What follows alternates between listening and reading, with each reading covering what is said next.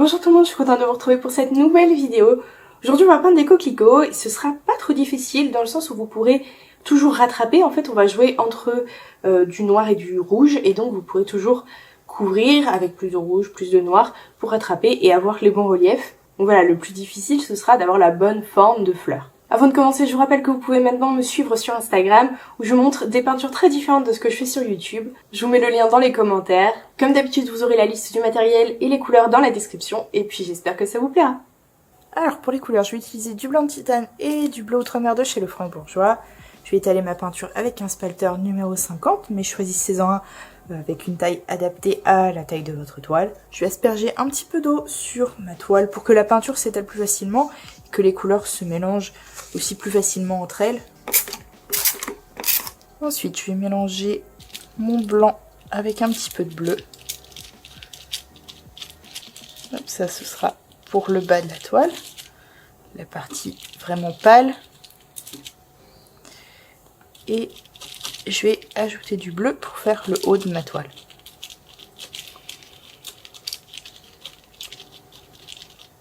Hop, et peut-être un tout petit peu plus sombre pour vraiment la partie tout en haut.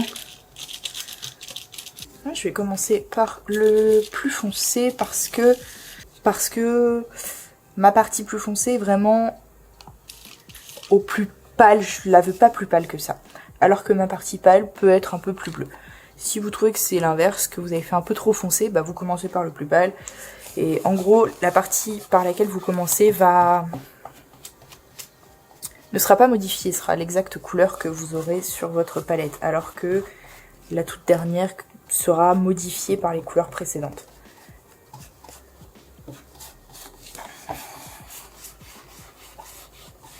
Je donne des coups de pinceau horizontaux.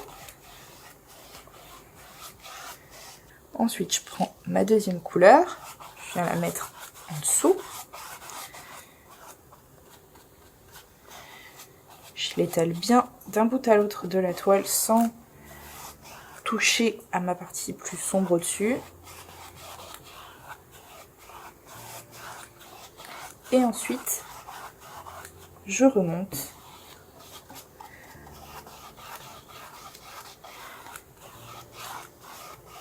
Et je donne plusieurs coups de pinceau horizontaux de façon à mélanger les couleurs ensemble.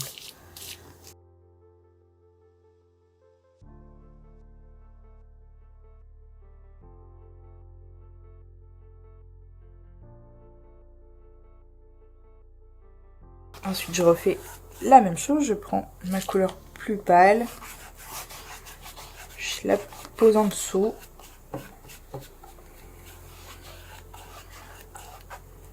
Et je remonte.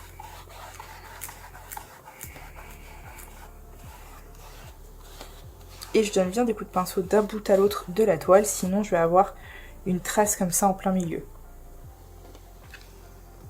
Je vais bien, hop, d'un bout à l'autre de ma toile.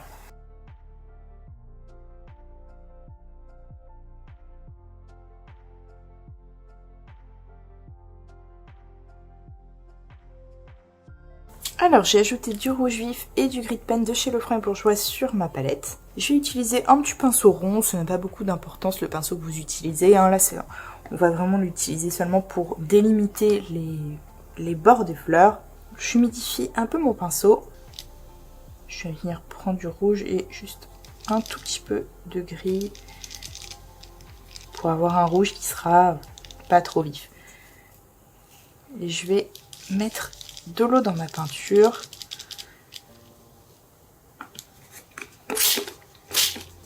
Parce que je veux vraiment pouvoir... disons que si je mets pas d'eau, je vais pouvoir faire une toute petite ligne et ensuite j'aurai plus de peinture. Alors que si je mets de l'eau, ça va durer un petit peu plus longtemps. Et puis je vais venir dessiner mes coquelicots, mes pétales. Donc si vous faites une erreur, c'est pas très grave. Vous voyez là, si je fais un peu trop creux, ben, je peux arranger ça facilement.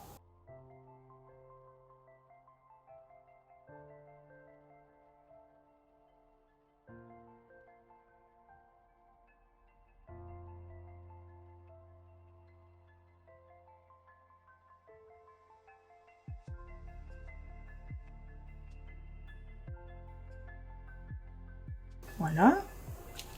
Et donc j'aurai à peu près donc le pétale qui va revenir ici, un autre qui revient par là, qui se termine ici, et j'aurai le cœur qui sera à peu près là comme ça. Donc je vais toutes les faire de la même façon, et ensuite on remplira avec les couleurs.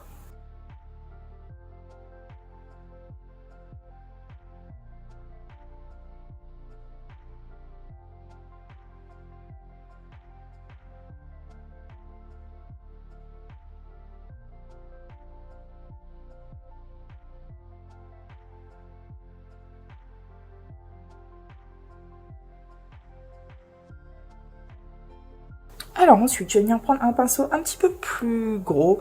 Je vais encore une fois venir l'humidifier légèrement et essuyer l'excédent d'eau.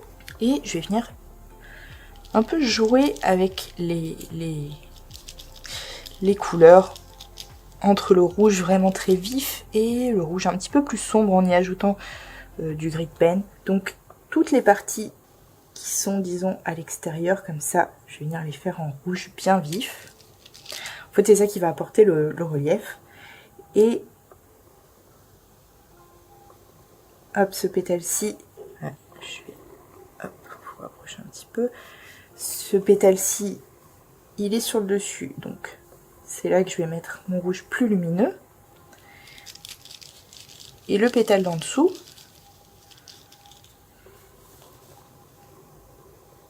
qui sera à l'ombre, celui-là, je vais le faire un peu plus sombre.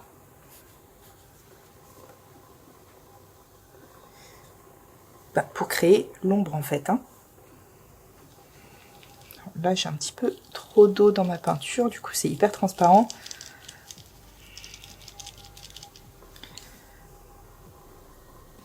Ici c'est pareil, ce sera à l'ombre. Hop, là aussi c'est en dessous. Ici. Hop. Et ensuite il y aura toutes les parties autour du cœur que je vais faire bien sombre aussi, pour créer un creux vers le centre de la fleur.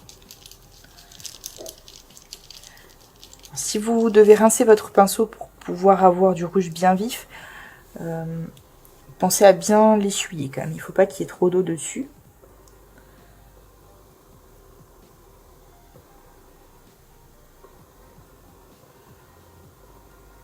Et je vais essayer de donner mes coups de pinceau dans le sens du pétale. Donc plutôt de l'intérieur vers l'extérieur ou de l'extérieur vers l'intérieur. Je vais pas donner des coups comme ça, sinon ça va faire bizarre. Donc il faut, hop. Et puis je vais varier un petit peu les teintes pour créer du relief et que tout ça soit pas trop uniforme. Je vais pas pour les parties extérieures des pétales comme ça, je vais pas suivre de règles particulières, contrairement au cœur et aux parties sous les pétales, quand ils se chevauchent comme ça, où là je respecte les teintes. Donc pour avoir des dégradés, je vais pas hésiter à aller chercher d'une couleur, puis de l'autre et recommencer. Même si c'est pas grave si vous avez des traces de pinceau visibles et que c'est pas parfaitement lisse et dégradé. Au contraire même.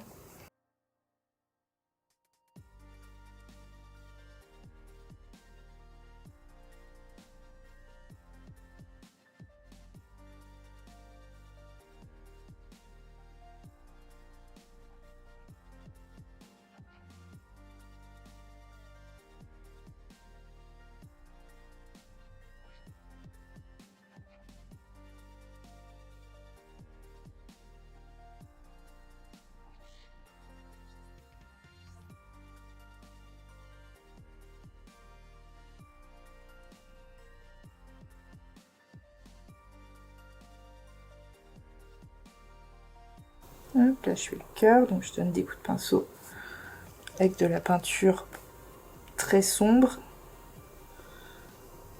de l'intérieur vers l'extérieur.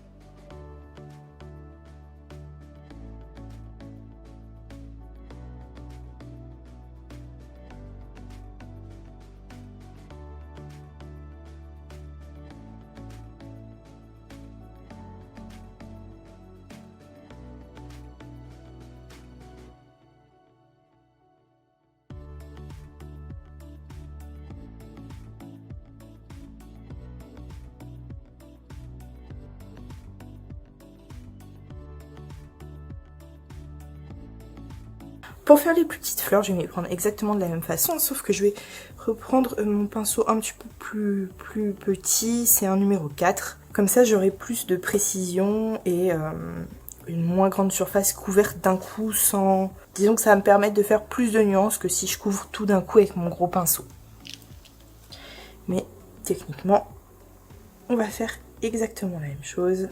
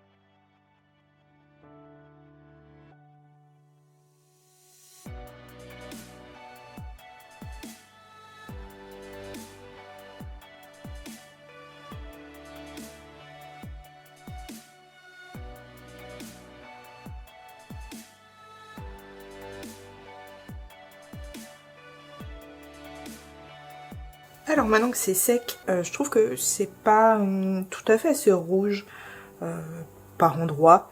Du coup, je vais juste venir en ajouter. Je vais les mettre bien en épaisseur. Je vais prendre beaucoup de peinture sur mon pinceau. De cette façon, ce sera vraiment bien rouge.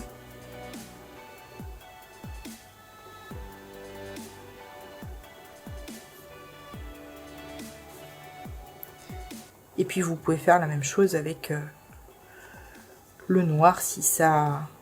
Enfin le gris de pen si vous trouvez que c'est trop pâle aussi.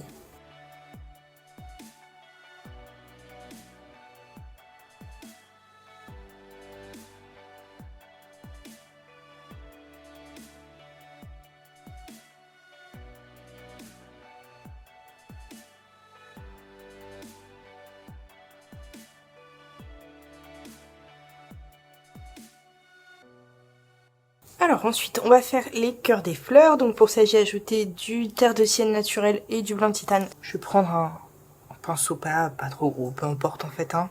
Faut juste pas en faire les cœurs avec.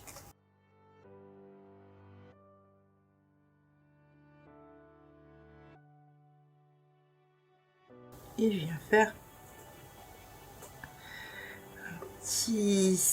un cercle écrasé, pas trop rond quoi. Hein. Il faut que ce soit ovale. Alors ici à mon avis, j'ai laissé trop d'espace à l'intérieur. Je vais devoir venir corriger.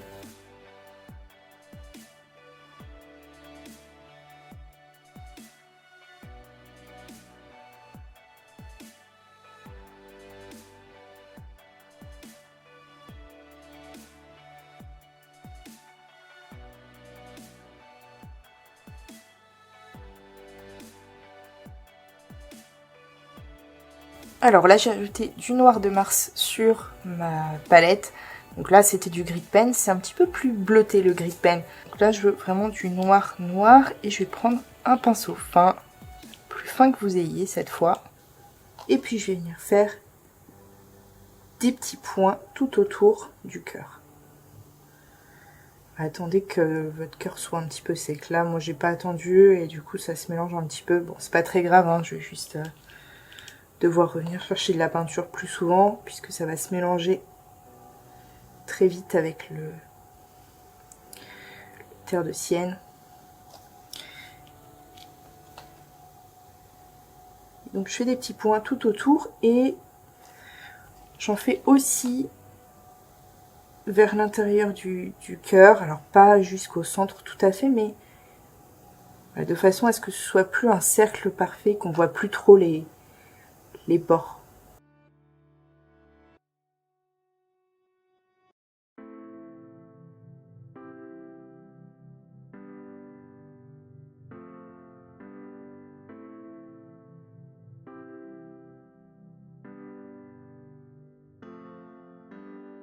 Et ensuite, je vais faire des petits points blancs de la même façon, en essayant de ne pas couvrir tous les points noirs.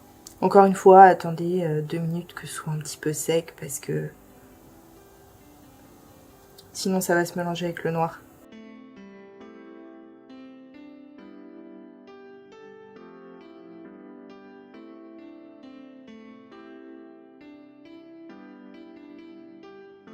J'effleure ma toile en haut de façon à ce que ça fasse vraiment des tout petits points.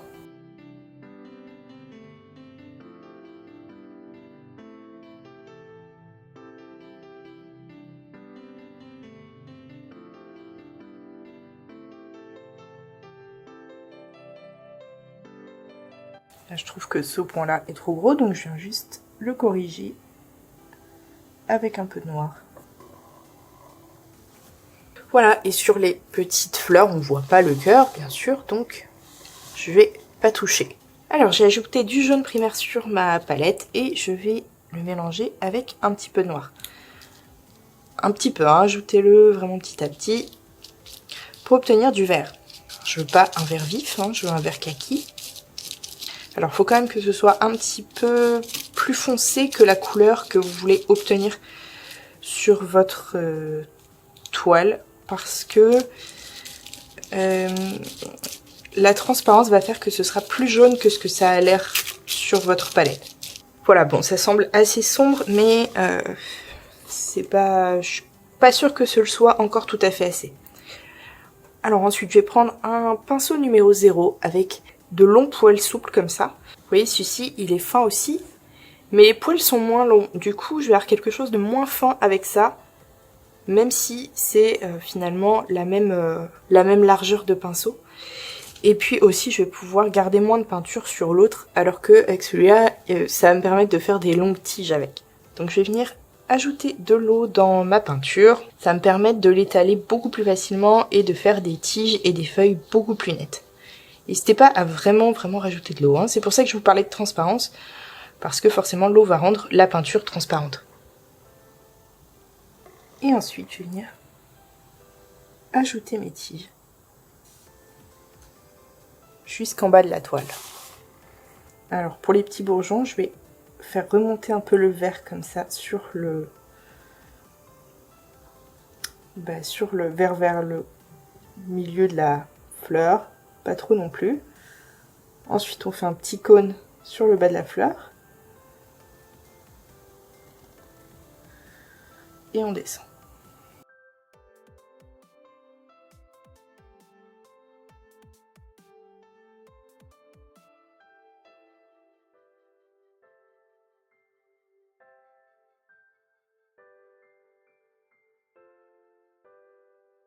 Voilà, et ensuite, je vais venir faire quelques petites feuilles, juste pour habiller. Je sais même pas à quoi ressemblent les feuilles des coquelicots. Je vais vraiment faire simple. Donc commencez par les faire à des endroits où vous avez un petit peu raté. Si vous avez un endroit où, voilà, où vous trouvez que la tige elle est pas très jolie, pas très nette, bah, vous faites à cet endroit-ci. Donc on va venir appuyer beaucoup plus fort sur le pinceau.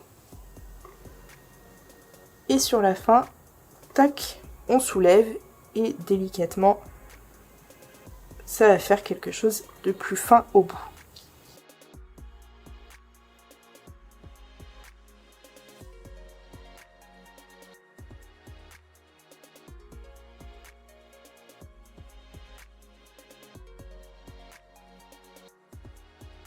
On peut en faire aussi quelques-unes directement à partir du bas de la toile.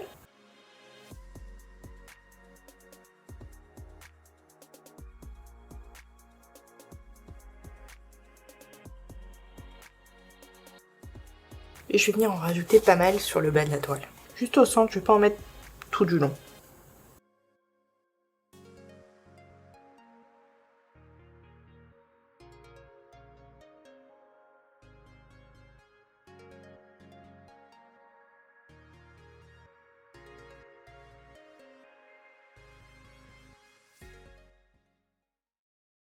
Et voilà ce que ça donne, c'était vraiment pas trop difficile. Je vous dis, c'est vraiment la forme des fleurs, mais vous pouvez toujours, moi j'ai fait les contours à la peinture directement, mais vous pouvez aussi les faire au crayon à papier tout simplement, comme ça vous pourrez recommencer si ça vous plaît pas. Et sinon il n'y a pas vraiment de difficulté, hein. Vous pouvez jouer plusieurs fois entre le rouge et le noir, comme je vous ai montré, moi j'ai rajouté du rouge après coup, donc vous pouvez très bien faire pareil avec le noir, et voilà, rajouter les reliefs là où vous voulez. Et le reste est très simple. Voilà, c'est tout pour aujourd'hui. N'hésitez pas à poser toutes vos questions. N'oubliez pas de vous abonner, de partager et de mettre un pouce bleu si ça vous a plu. Ça m'aide énormément. Je vous rappelle que vous pouvez me suivre sur Instagram où je vous montre des peintures différentes de ce que je fais sur YouTube. Je vous invite à passer faire un tour sur ma page Facebook. Je vous mets le lien dans la description. Je vous mets aussi le lien du groupe dans lequel vous pourrez partager vos toiles, avoir des avis et des conseils. Et puis je vous dis à très vite pour une nouvelle vidéo.